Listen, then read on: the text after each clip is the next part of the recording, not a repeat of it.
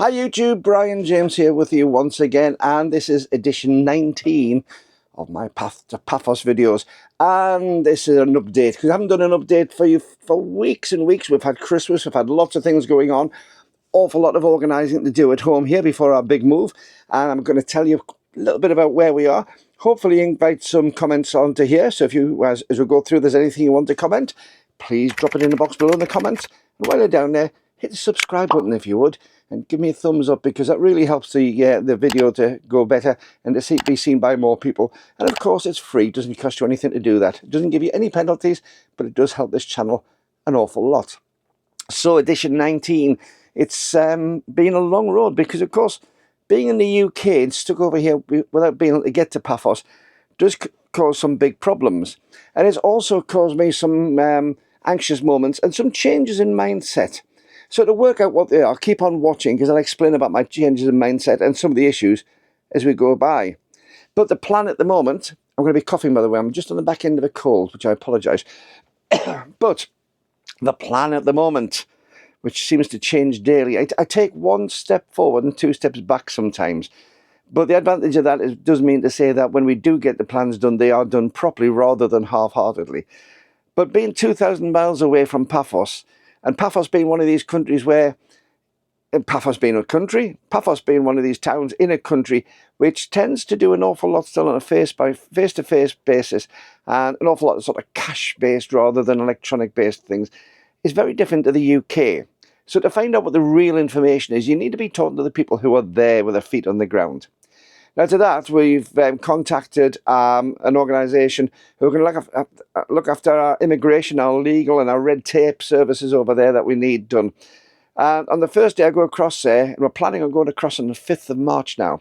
5th of March is my key date. That's in my mindset as to when I'm emigrating to Cyprus. Sue's going to come along a little bit later. But we've got an appointment for the next day to go and see somebody. And I've got a list of questions you wouldn't believe as long as you're on. But they're all things which are struggling to get answered over here. There's loads of experts on the great God Facebook or internet. But they're all coming up with different answers to the same question and all equally credible. And they can't all be right. So we're going to go and see the experts properly on the very first day we're there. Now what we've done is we're going to struggle through and play it half-hearted. But we're not going to now. We're going to go across there and we're going to book ourselves a holiday, a 2-week all-inclusive holiday, with the intention is it's a working holiday. So our daytimes, we'll get up in the morning, have breakfast, not having to worry about it, it's all prepared for us, and then spend each of the 14 days over there hard at work during the day, seeing people, seeing houses, working out what we need to do legally, working out what we want to do from our comfort factor, and working out what we want to do for our future. And we're going to spend that whole 14 days working hard. The advantage is we can come back to the hotel in the evening. The meals are already there for us. We've got a comfortable atmosphere to sit and relax and go through what the notes ready for the next day are, what we've achieved that day, and we can go forward that way, nice and comfortable. The theory was, yes, I did say was, the theory was that at the end of that, I would stay out in Paphos, Sue would come back, and I would start my new life a few months ahead of hers. That's probably not going to happen now. And as I said, this is where some of the difference in mindset comes. Again, as I say, keep watching, because I will tell you about that further on through the video. It's a big issue for me. But what we're planning on doing now is I'll probably go across there with all the stuff that I need to set up shop over there in my suitcase. I'll go across with lots of clothing ready for that climb. Very different to the climb that we've got here at the moment in January in the UK, where I think we've got some more snow organised for next week. Yeah, wonderful. But go across there with a whole suitcase full of clothing, which I'll need. And also because I'm going to be wanting to get on and do some work straight away, trying to get some work in the employment sector, I'm going to need my own PA system. Now, trying to get the big heavy stuff like loudspeakers and speaker stands and mic stands, that's not going to go across on the plane. But front-end stuff like my microphone, my mixer, my effects unit, they can all go across on the plane with us, inside hand and cargo luggage. So what I want to do is, if we can't get a house sorted out for me to live in straight away, which I don't think we will, I'm going to get myself a storage unit and leave as much as I can over there. If we can get a house and me moved in before before the end of the holiday, then I probably will still come back quickly. I've already booked a return flight as part of the holiday, so I might as well make use of it. So come back, but come back with an empty suitcase. If I don't have a house, hire a storage unit to put everything in. Come back with actually come back with a suitcase full of Santa Marina wine, because we do like the Santa Marina wine, and that'll keep Sue stocked up until I come back the next time.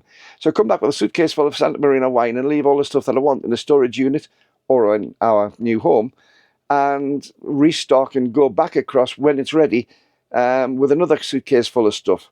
It's easier than shipping out. We're not shipping out a big container straight away with all our stuff. We're still going to have the home in the UK. My son's going to be living in that. And all of our furniture is going to be staying here for him. It's going to be a furnished home that he has. So we're going to be looking for somewhere either furnished or we'll have to furnish across there. So we don't necessarily need a big container full of all our stuff straight away. So that's basically what our plan is. I have a feeling, though, that we're not going to get, because of what I've heard, I don't think we're going to get the house sorted out inside 2 weeks. I think that's really pushing things. We've got to find the house that we want. And we're looking predominantly now towards Pair. I think we've almost settled our hearts and going to Pair. It's a little bit further out of Paphos, so you're not in the hustle and bustle of it, but it's close enough that I can get into town easily and do my gigs and do the things I need to do without costing a fortune either in time or in fuel when I'm going to be doing my work. It is a job, and I'm looking towards making sure I do it efficiently. So that's there. I'll probably come back, and then I'll go back with another suitcase full as soon as we can have I can guarantee having somewhere to live and get that sorted. But at the end of the fortnight, we would like to have a house that we've got all the details on, that we've put an offer in for rental, and to see what we can do on that, and hopefully a couple of fallbacks just in case. So we should be really ready for them. However, there's another big flaw in the plan, and that is Sue. Sue's damaged her knee. She did this in November, and it's been getting worse and worse. So since November, she's been on crutches, and we think she's either torn a ligament, one which goes all the way down from the hip to her knee, or torn her cartilage in her kneecap. She had an MRI scan before Christmas, and of course, being the wonderful, marvellous NHS, which she actually works for the NHS, you know, there's no shortcuts on it.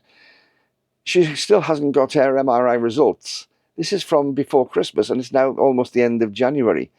It's such an efficient service, NHS. Yeah, you make of what I've just said, then make of you think I'm really thinking. But yes, so we're waiting for those results to come through, and we don't know what it's going to do insofar as this March the 5th date for her to be able to go over there, if she can get travel insurance, if they're going to, where they allow her to sit on the plane with a couple of crutches, all these sort of things. So there's lots of what ifs on that one. We're just going to go with the flow on it. But I did say about some of the things, other things which have been happening as well. And one of the great things that happened to me, one of the real positives, was before Christmas, I finally got my Irish passports through. Both my little plastic card one, which is great, and also my normal book one. Now, before anybody comments in the comment about Brexit this, you shouldn't have voted for Brexit, you should have voted for Brexit, you shouldn't have done this, you should have done that. You Brits, you Irish, whatever it is like that. I don't care. I am now an Irish citizen, as well as a UK citizen. I'm thoroughly proud to be a citizen of both countries. In fact, I'm over the moon because my sister and I, we felt this Irish sort of connection since we're children through my grandmother, my maternal grandmother. But where the Brexit thing comes in only slightly, it has actually helped. Believe it or not, the Brexit has helped. Because I've had a lot of criticism, oh, you're only getting an Irish passport because you couldn't get it, because the Brexit stuffed everything up for you. Not interested. What it is, the Brexit thing has caused some issues for an awful lot of people. But what it did is it made us aware that we could actually apply for it. Both of us have been ignorant all our lives because we just thought that, well, my grandmother was Irish, but there's nothing for us. That's just a historical sort of thing. And it was the Brexit, with people applying for Irish passports through Brexit, which made us think, hang on, we could have done this years ago. We could have actually been Irish citizens years ago. And if we had the chance, and I know if my mother had realised this was the case too, she would have actually applied for her Irish passport. We were ignorant as to whether we could or not. And what Brexit did for us was made us aware that we could actually apply for it. And I'm very, very pleased that we found the route to do that. My sister's going through hers at the moment. And yes, for both of us, it's a big, big step and something of a hole filled in our lives. There's always been that little bit of a hole where we knew we had that Irish heritage and we were very proud of it, but we didn't have the tie. Well, now I have the tie, and my sister's very close to getting it too, and we're pleased. So thank you, Brexit, for making us aware. The rest of it may cause problems, may not. Don't care. Please don't comment on the Brexit, though, because I'm not interested. All I know is I'm a very proud Irish citizen and a very proud UK citizen, and I'm going to be using that Irish citizenship, which is also an EU citizenship, to make it easier for me to get to my country of dreams in Cyprus. And, take it all as positives. So that's where we are on that one. So I got that through. Really pleased for that. That's taken a big problem off our hands, because having that EU citizenship does make it a lot easier. Let's just see what else we've got on here. I made a list. I'm very good at making lists. Lousy being able to remember them, to read them out. March deadline, yeah, passport. Sue's issue said that. Oh, I forgot to say Happy New Year to you. Happy New Year to everybody. I hope you had a wonderful Christmas. This should have been done at the beginning. But I hope you had a wonderful Christmas. And I hope 2025 really is good for you, a good year for you. I hope there's going to be our real key year, because I'm looking forward to so much positivity. There's been so many unknowns. I've said this on other videos about knowns and unknowns and unknown unknowns. Well, as I said a bit earlier about trying to do things from 2,000 miles away where really you need to be face to face, that's caused an awful lot of the unknown unknowns to crop up. The advantage of that, I'm one who likes to see, I'll whinge about things, but I do like to see a silver lining behind everything. I'm what was described a while back as a paranoid optimist. A paranoid optimist. I believe the whole world's against me getting my plans, but I'm optimistic to believe that I will pull through in the end. So yes, there's been an awful lot of things which we haven't had the opportunity to look into, probably take up. But one of the things that we have done is have that belief that when we get over there in March, 99% of the things that we have problems with in our minds that we've been worrying about will be non-entities. We'll get them sorted out almost within minutes, if not hours. Then that's where we're at the moment. Now, a couple of people have said about the house as well. I have mentioned about my son staying in the house and things like that. We're also sitting in the caravan. We've got our caravan, and the caravan stays on the drive for most of the time. It's plugged into the mains to stop any frost problems and things like that. They keep damp out. But he's renting the house off us, but he's not renting our drive. Our drive is staying for us, and it's going to have the caravan and my tow car on. And this gives us a big advantage. And this is where the mindset change comes in, because I read a few comments a little while ago from people, some scathing, some very, very supportive, which is usually the way. The scathing ones I tend not to take too much notice of. Occasionally I do. But the supportive ones I really do appreciate. And if you'd like to leave a comment below, then please do. Just hit the comment below. I'd love to see the comments. And while you're down there, hit the subscribe box and give me a big thumbs up, because it costs you absolutely nothing to do that. But it does make a huge difference on getting more and more people to see this channel, because I'm not far away from monetization. And as I've said before, I'm hoping to use some of the monetization that we get from the ad revenue on this to make things a little bit more easy to get me settled in Cyprus. We're not rich, but hopefully, we'll have enough to make us comfortable with some of this extra income, so it'll be great. Thank you for those who do support the channel. And also, if you do want to give a bit of extra support, you can buy me a coffee. There's a link below. However, the things that change of mindset, and a few people have said in the comments about, you go in there, you should set yourself that this is what you are now, you're Cypriot and whatever. And I thought long and hard about it, and I deliberated, but it's like anything. You're not stuck in one place. Just because you reside in one place doesn't mean to say that you're stuck there, or you can't enjoy the heritage of either. I moved across to the northwest of Cumbria. I'm originally from just beside Newcastle, a place called Wallsend, and I moved across to beside Carlisle some 37 years ago. And my residency is very much where I am at the moment. It's in the northwest of England, not the northeast. But do I still have ties to the northeast? Of course I do. I still call that my home. But this is where I reside, and this is where my life is built around. This is going to be the place which is going to be moving on. But when I get to Cyprus, I'm definitely going to try and integrate in the community. I really do think that's an important part. As I said before, I'm learning as much Greek as I can. I want to learn about the islands. I want to learn about the history. I want to learn about the culture, and I want to fit into that culture. I don't want to be one of these standalone people. I want to be very much part of the community and part of what Cyprus is. But I'll always be a Geordie, not even a Cumbrian. I'll always be a Geordie. That's where I came from originally. But my home is going to be Cyprus. My home is going to be just outside Paphos. My other home, though, is still here in the UK, and I've still got the ability to come across here because I'll still be having holidays. I still want to have holidays. I don't intend to go to that beautiful small island and never come off it. I intend to be enjoying my life to the full. And when it gets maybe that little bit too hot in the summer, well, I'll still have the caravan here. I can fly across. And people have said, well, oh, well, there's always the negatives. No, I've got the ability to have the best of both worlds. I can enjoy my life in Cyprus, but I can come back across here, use my caravan so I don't have to dislodge my son from renting the house. It's going to be his, not mine, to rent. And I'm going to take the caravan, and I can take the caravan anywhere on holiday in the UK, no way that I have been having holidays from here. But I can also drive it down to Hull, or I can take it down to Dover, and I can take it on the continent, and I can have a continental holiday in my caravan still. So the mindset has been that, yes, I'm going to be going over to Cyprus, and I made my idea of the date being the 5th of March. That from then on, my mind will be as a Cypriot resident. Obviously, I've got to go through the residency. But at that point, I consider myself to be living in Cyprus.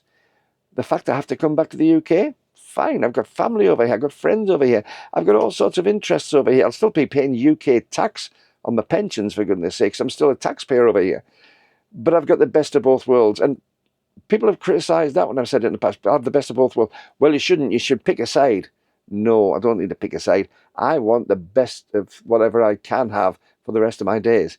I don't know how long I'm going to be alive. I could live for another 40 years and be 103. I could live 40 seconds and not quite finish this video. We don't know what's ahead of us. And I'm very much of the opinion that if we can enjoy our days left, both myself and my wife, we're going to do that. These are opportunities which you get but once in life. And my idea is to grab it with both hands and enjoy the experience of becoming a part of a Cypriot community, but not necessarily leaving the communities I've had behind. It's where I'm going to be living and where my allegiances lie on all of those counts. As I said before, I'm a dual citizen. I'm going to enjoy being Irish as well as British, but I'm allowed to be. That's the beauty of it. Tell us what you think in the comments below. Try and make it nice if you can. I hope you've enjoyed this catch-up video. I know there's been quite a few things to go through. Try and keep it short if I can next time, but there's an awful lot being going on. Oh, final thing. Yes, I knew there was another thing on the list. See, I told you about this. I have been up to my eyeballs in decluttering. I am sick of the clutter we've got. One of the advantages of going to Cyprus, we're not going to be carting all our stuff over. That's why we're not really worried about getting shipping containers and things sorted yet. Over the time that I've had, the last 63 years, I've amassed so much stuff. Most of it seemed ultra important at the time and great value for money at the time. But most of it sits languishing. As I've got older, I don't need some of the things that I've spent a lot of money on in some cases. So I'm having a major declutter, getting rid of stuff, passing stuff on to friends who can make better use of it. Some things I'm selling. Some things are going into storage. Some things are going to be saved for the kids as their inheritance. But basically, I'm spending a lot of my time decluttering my life because we don't intend to have all that clutter in Cyprus. We intend to have a much easier life. Most of what we're going to have as enjoyment is going out into the Cypriot countryside, going out to see some of the Cypriot archaeological things, going out and just being us. We don't need all the fancy bits and pieces. I don't fix my own cars anymore, so why do I need a garage full of car tools? They can go to my son. I'm going to be doing my photography, and I've got as much camera equipment as I could possibly need to do that. Too much, in fact. I've got a wonderful hi-fi system here, which I rarely listen to because I'm doing all sorts of different things. So what we can do is we can sell some of those to give us a little bit more capital for our move to up to Cyprus. But it's also going to make things an awful lot easier. Let's know if you've gone through a declutter. That's certainly been a lifestyle change for me. Anyway, till the next video, thanks very much for watching this one. Till the next one, I bid you farewell, and I'll see you soon. Kalinikte.